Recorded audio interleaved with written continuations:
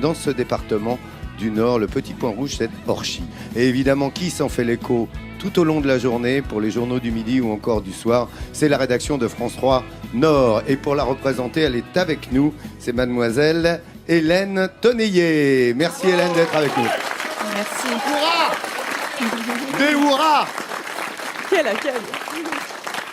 Hélène, pour attaquer ce programme, comme tous les jours de la semaine à 10h50, des images exceptionnelles, uniques pour Midi en France, de cette bonne ville. Qu'as-tu choisi aujourd'hui? Alors, je vous propose aujourd'hui une vue en hauteur de cet hôtel de ville devant lequel nous nous trouvons. C'est en fait une copie puisqu'il a été reproduit à l'identique après avoir été détruit par les Allemands.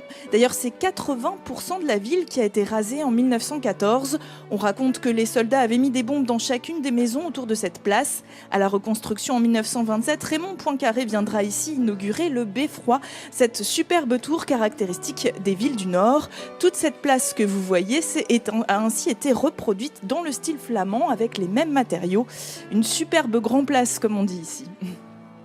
Alors, tu sais que justement, de cette ville d'Orchy a subi plusieurs désastres. En 1340, pendant la guerre de 100 ans, elle a été entièrement brûlée, rasée, incendiée. Puis en 14, comme tu viens de le dire, et puis en 40 également, bombardée et incendiée, reconstruite.